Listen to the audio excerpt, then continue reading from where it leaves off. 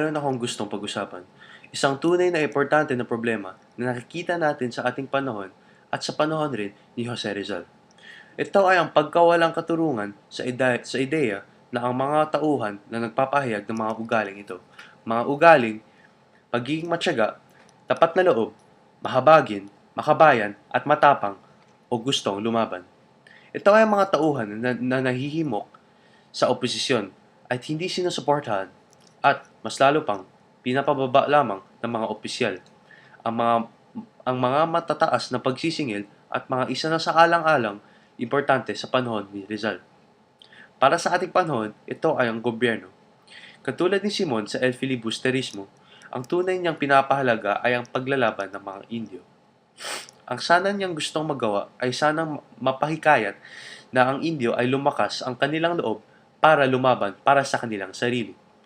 Para sa kanilang kababayan at para rin maligtas na rin sila sa kasamaan ng mga Kastilya. Ang isa nga lang problema niya ay ang mga matataas na tauhan na namumuhi sa kanya. Kahit na alam nila na ang intention niya ay para lang sa kabutihan ng kanyang bansa at kababayan. Ngayon, alam ko na hindi ito madaling gawin. Lalo na para sa atin mga mas mahirap unawain ang ganitong klaseng problema sa ating sariling panahon dahil alam natin na makikita rin natin ang problemang ito sa ating paligid ngayon. Kailangan kasi natin magtulong sa isa't isa dahil mas malakas tayo kapag tayo ay sama-samang lumaban. Subalit, ang talagang mahirap tanggapin at maintindihan ang ironya na ang mga mabubuting tao na gustong gumawa ng mabuting paraan ay ang mga kinakalaban ng mga matataas katulad ng gobyerno ngayon. Paano kaya natin makukumpara gaano kagrabe ang problemang ito ngayon, maliban sa nung panahon ni Rizal? Mga praile sa El Filibusterismo ay nagpapapwersa ng mga Indio, katulad ni Tales, na inuutusan ng gumbayad ng pera, kahit na alam naman ni Tales na bawal ito at hindi naman kailangan niya gawin ito. Sumasang-ayon pa rin, sumasang-ayon pa rin siya sa mga utos ng mga praile.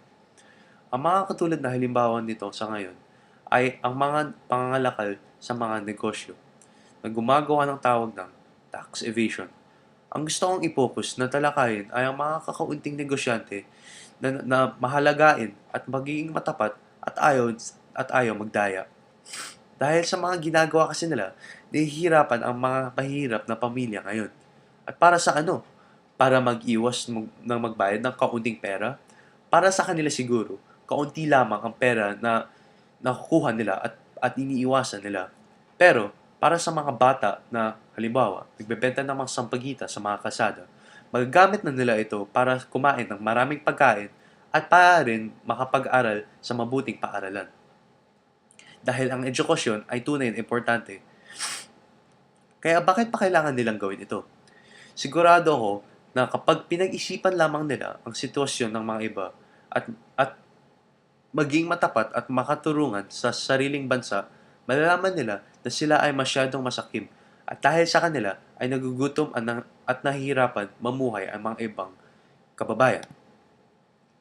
Dapat ayusin nila ang sarili nila para mamuhay ng mas madali ang kanilang kababayan. Pero dito nga lumalabas ang tunay na nagpapakita ang nakakainis at na pagkawalang katarungan. Kahit na umiba ang mga tao at gusto nila maging matagumpay ang ating bansa at kababayan, hindi pa rin sila makukuha ng suporta at magkakaroon ng kapanalig tungkol sa pagiging makabayan at matapat. Pero, kahit na nahihirapan tayo, makatulong sa iba para sa kanilang pakinaban dahil wala gustong tumulong. Siguro, takot sila sa anong mangyayari sa kanila. Baka mahuli sila ng gobyerno at makukulong sila. Mas lalo pa na ang mga nagpapahirapan sa kanila tulad ng gobyerno sa panahon natin ngayon at ang mga praile nung sa El Filibusterismo. Hindi dapat silang sumuko para tayo makita ng pinakapangunahing halimbawa. Dapat tayo tumingin kay Simon. Kanyang walang tigil sa pagtsatsaga para lumabas ang tunay na lakas ng mga kanyang kababayan. Dapat hindi natin lamang pinababayaan ang mga ginagawa niya. At dapat nga natin sundin ang kanyang mga tagumpay para matuto rin tayo umayos at para rin tayo hindi sumuko.